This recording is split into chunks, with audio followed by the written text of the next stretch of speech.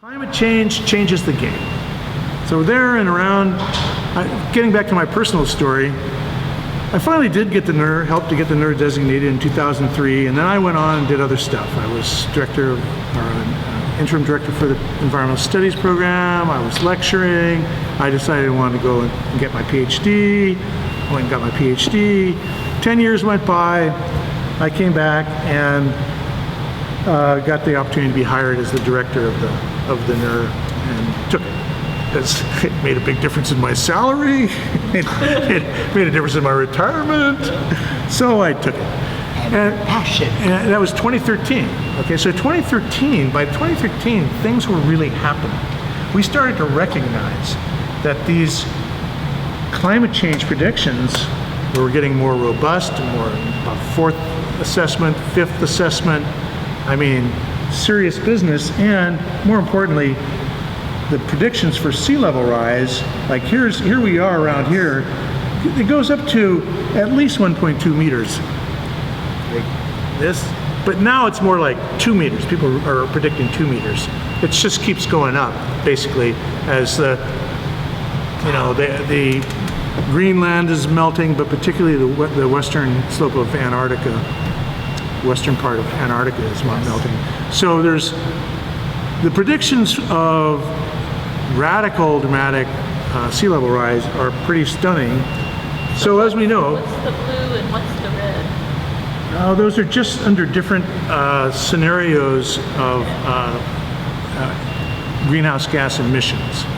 So the lower is like we've converted to Priuses, or we're not. The upper one is business as usual. The upper one, and every year since these things, it seems like we add more carbon into the atmosphere than the year before. We're up unbelievable amounts of gigatons of carbon going into the atmosphere right now. It's like 50. It's just shocking. So yeah.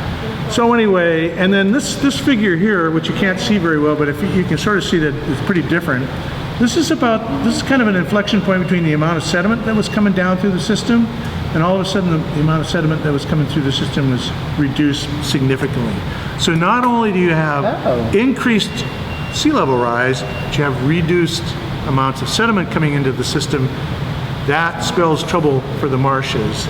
So people started to do, because again, this is just to illustrate that plants, they can keep up as long as the water doesn't get too deep and they kind of drown because they're not getting enough energy from the roots, or they're not getting enough sediment. That combination stresses the plants, and they will die, and they will change, and they will go. Did you notice the pickleweed moving up the hill? What's that? Did you notice the pickleweed was moving up? Well, it will and does. Yeah. Oh yeah, remember that from our presentation earlier. Yeah. Yeah, for sure. So this is The opposite of dredging, they're filling. And even marshes. this is kind of technical, but the So that's China Camp, which is close. China Camp, which is like a real salt marsh.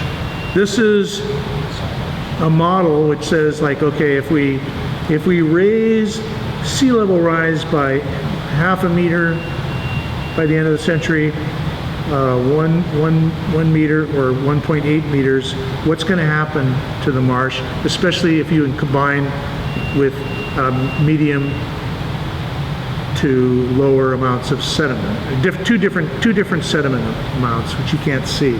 Bottom line is that with a fairly high level of certainty, we're going to go from cordgrass marsh, pickleweed, to cordgrass marsh, to eventually mudflats, basically. Oh, by the end of the century.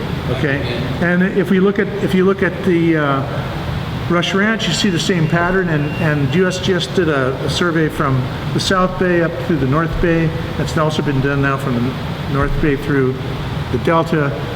Pretty much the same story all the way along the line. The models are not very kind to our future if we don't start doing something about it. And the interesting thing is that these mature marshes actually are the best places to see if the combination of not enough sediment and too high sea level rise is impacting the marsh, because it's like the last place to go.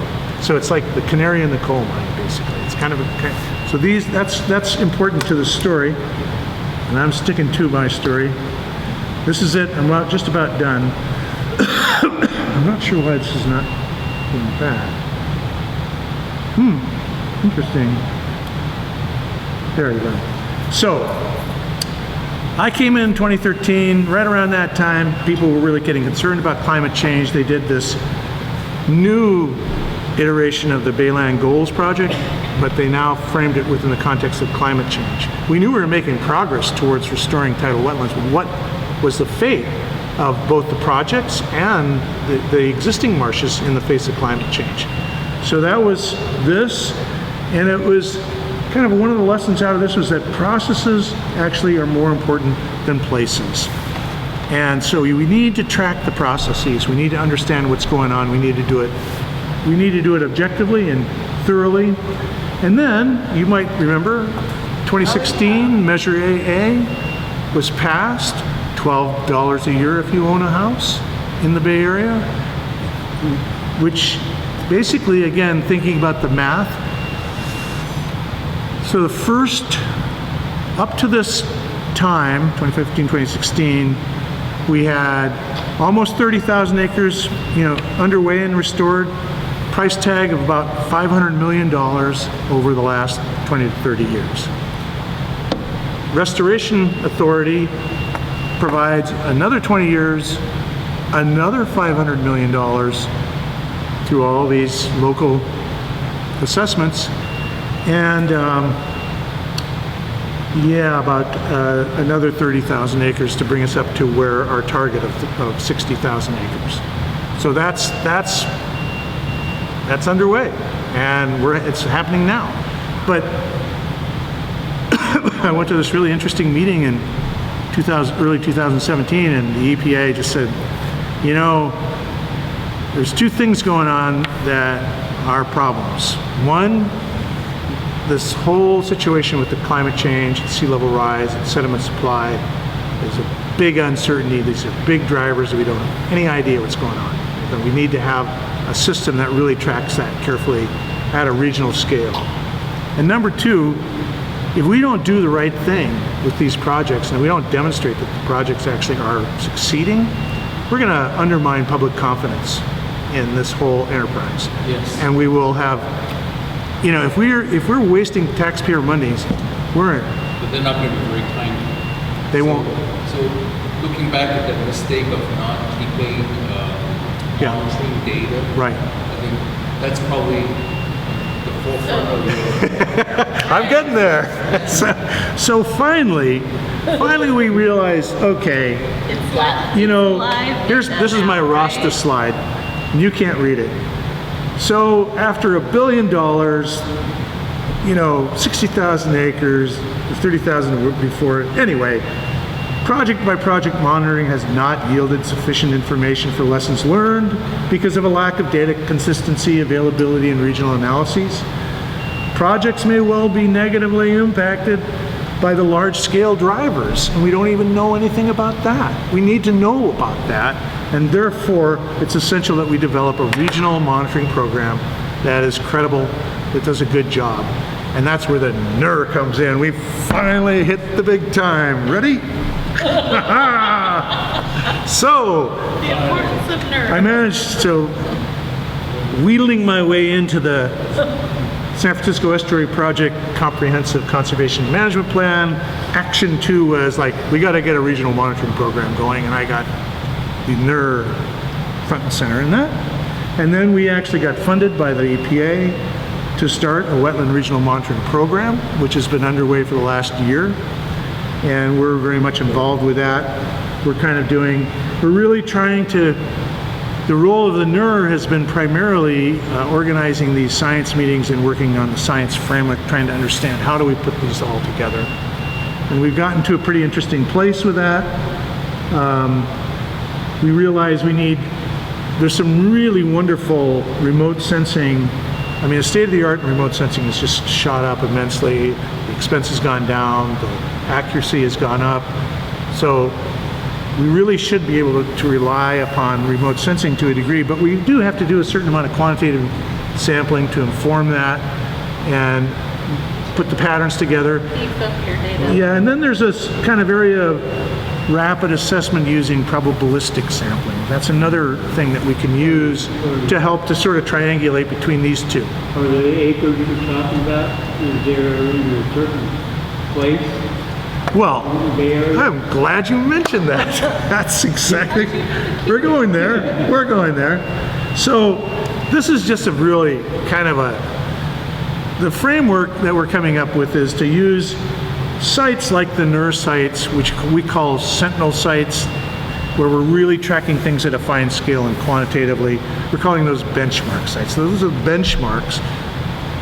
There are a number of marshes that we can't put that much energy into. We can't do that kind of quantitative sampling, but we can probably use probabilistic sampling. We can use remote sensing.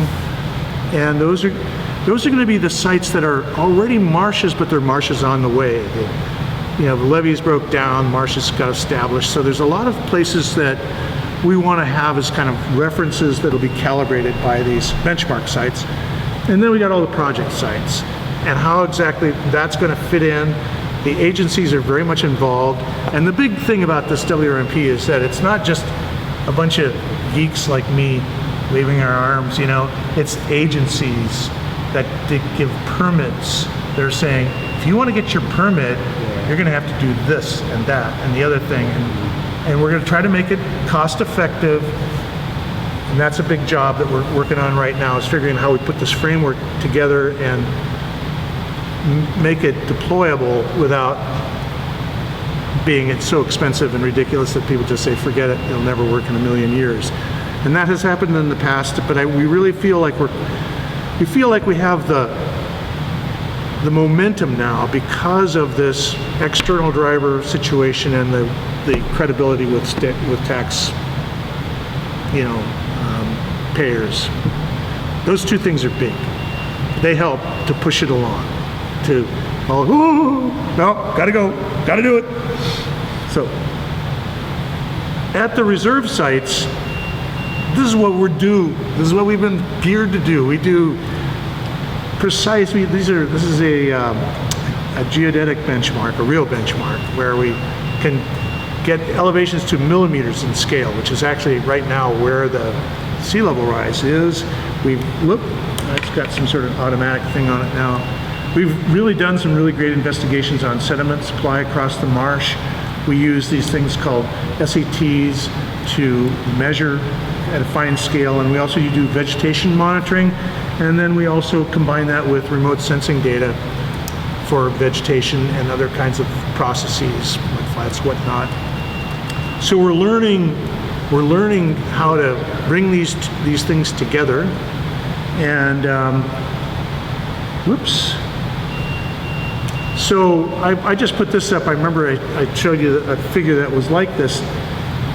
These are the two reserve sites we have now. These are the ones that we had proposed to be part of that monitoring network back when. They're pretty certain to be benchmark sites. So the NERs will help to hopefully implement the benchmark site piece of this equation. So you put in, like, you restore it and put it in vegetation? Yeah, well, we're not doing that so much, although I am involved in a project at Sears Point. Yeah, we just, what we're going to be trying to do is track the changes at a fine scale in the near term that we can relate to these reference sites that are nearby.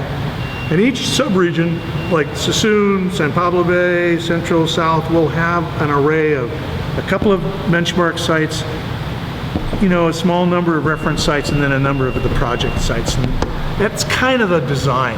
It's still in process, it's drafty, but that's kind of the idea that's kind of emerging. About U.S. Fish and Wildlife. What's that? U.S. Fish and Wildlife. They're part of the... They gave you trouble before. Yeah. Well, no, they're back. They're with us. They realize they've learned. Okay. But it's still, they're kind of a tough nut to crack, to be honest. What is going on with them? Why did they Well, just back out? I think they saw Isn't it protecting they saw the a lot of money coming down the pike through Dianne Feinstein. There was a huge amount of money invested in the South Bay salt ponds after they decided to pull out from the reserve. So I think it just was they had their own reasons, and I don't know exactly what those reasons are, but I think that now it's a very different deal because they can see. I mean, I've talked to John Bourgeois, who was running with that show. Now it's David Holsing. They've been at the table. This WRMP is all the agencies represented, including South Bay Salt Ponds, Fish and Wildlife Service, Water Quality Control Board, BCDC, etc. Having those people at the table and really participating and saying, yeah, we want to make this happen, you're halfway there. And if you don't have them there, you'll never get there. So it's been huge to have that, have them riding along and listening and interacting with them through the steering committee process and things of that nature. So it's been amazing. For me personally, it's gratifying, About the Army Corps of Engineers. They're there. They're definitely there. Yeah. Just about everybody is there. It's quite amazing. I think it's finally dawned on people that we need to make this leap. The Live Edge adaptation project. Anyway, so this is just my last few slides. I can. You come up with all these acronyms. What's that? Yeah. So I think the point of this is that we're moving. There's still a lot that we don't know about tidal wetlands. We're finding that all the time out at places like China Camp, and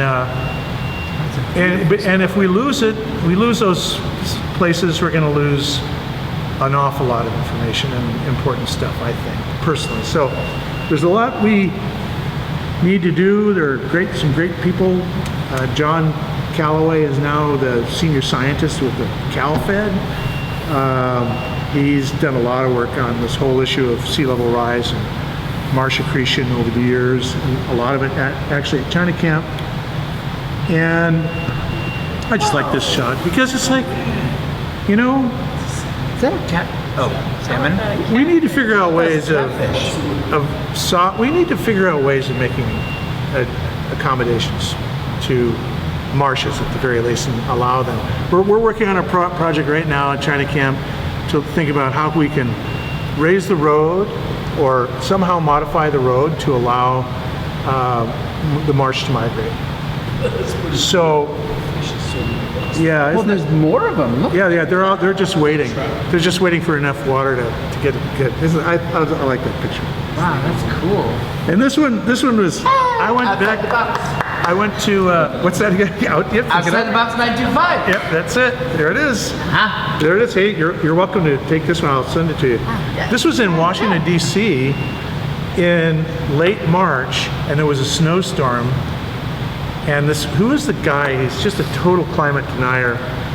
And he took a snowball into the Congress and he went, "This is what global warming looks like." The guy on the Senate floor. Yeah, it's it. It's just Yes. who's a nutcase. Absolutely. Anyway, but it was like, but I was there and I walked by this. I was just walking by the street and I like this. I like the scene. So anyway, it's become part of my scene. And I'm done. We can talk now. I like this just because these people were here a lot longer than we did. I think they had it figured out how you deal with sea level Is that rise. the Miwok? Or This is ammonia? this is up at Rush Ranch, and these were I used to call them Patwin, but the people who have been coming down from the rancheria call it Putwin. Anyway, they're a Native American tribe, Southern Patwin. That's it. That's their grinding. That's their grinding rock. Yeah. And now it's covered Yeah. with water. No, it's still there. Yeah, it's still I there. thought it was underwater. No, it's just a hole. That looked like it, yeah. Okay, anyway, That's the moment. thanks for putting up with that. That was a lot of hooey, but That was great. Okay, thank you. So I'm totally wondering waiting. Any questions? if We the haven't sea gotten level to is rising, Yes. and Do you also track tidal swing? She's asking a question. I kept thinking Okay, we were okay. gonna have like the solution Yeah. for the sea levels rising, and with the melting ice, we're getting less input of sediment. Everything's just like what We're are we still supposed to do? getting okay. Well, it's a really good Like question. they're both- It's a great question. Okay, so what we're doing right now is we're looking at how can we soften the shoreline. You know, in other words, you got roads. And there's a lot of stuff that is in the way of marshes being able to move upstream. But not everywhere can we do that. We can do that in places like the San Pablo Bay, where there's a lot of agricultural lands, and you can actually accommodate sea level rise if you just soften the shoreline somewhat and allow these processes. Down in the South Bay, there's really no way you can do that. But what they're doing is they're building out marshes off the levees. So that's called living shorelines. So they're designing marshes. They've really cool thing. One of them is this project at Oro Loma, or something like that. It's a wastewater treatment agency that's combined with the restorationists, and they're testing the idea of watering the slope going down into the marsh as a way of encouraging a lot of perennial species, and like sedges and so forth and so on, and they're creating this kind of a really nice transition zone so it's not dominated by invasive species, and it moves on down, and it's getting the water from the upland back out to the marsh via wastewater treatment. But so many places it's been cut off, so that could be a model for a lot of, and they have determined through this, doing some really nice science there, that it's having a big effect on basically the neutralizing a lot of harmful compounds and such. So that's one thing. So there's let it go, there's build out if you can. There is the other thing you can do is, if sediment is the limiting factor, and it oftentimes is, especially if the sea level rises and rate isn't too fast, you can get other sources of sediment, and you can spray it. You spray it over the marsh. It's called thin layer placement, and the marsh grows up through it. Back in the 90s, early 90s, there was this, we have a reserve, Tijuana Reserve, down at the mouth of the Tijuana River. There was a huge flood. This much sediment got deposited on the pickleweed, and the pickleweed grew up through it. So they're rhizomatous plants. They're really pretty resilient, and so you can if you load in the sediment, you're increasing the elevation and letting the plants grow up, and that if you can possibly keep up with the sea level, depending on how fast the sea level is rising. So there's that. So there are a number of ways that we're actually doing. We're doing a thin layer placement experiment right now with the NER around there at, it's called Bothine Marsh at the mouth of Richardson Bay. There's a little marsh that we're doing this little experiment. We're doing it system-wide, actually, around the NERS system. That's another thing the NERS system can do, is it can compare across scales, essentially, and that's what we're doing. So I think there's a lot of creative thinking going into, okay, what can we do if we discover that we've got a problem? But the first issue is figuring out you have a problem and doing it with some level of certainty, so that then if it sounds like a drastic, practice, it's that or it's going to go away anyway. So you can try these things and see how they work over time. Does that answer your question to some degree? Practical approach. Yeah. And also, wherever you can, it sounds like what you're doing in your sphere is to reestablish impermanence Like a Yeah. permanence would be a seawall. Yeah, right, And right. whereas- To the extent possible. Yeah, Yes, absolutely. wherever- So allow natural processes to take place, which is what we tend to do is constrain them. And, do as much as we can to control our environment. It turns out that, like, for example, the living shorelines, as a way of buffering levees and as a way of relieving the necessity of ongoing maintenance of levels, these living shorelines really have a lot of potential for doing that, because you don't have to go out there and patch them up. It kind of adjusts depending on what the circumstances are. Anyway, that's the idea. Well, I've kept you guys way too long, but thank you for your patience. Thank you. This is Yeah. such a treat. Wow. Yeah, good. Well, I'm glad to. And are you still coming out on Yes. okay, I'll Yes, meet you there. I do. Yeah. Looking forward to it.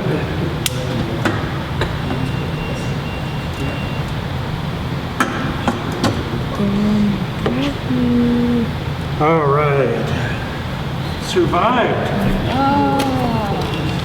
The rest of the week will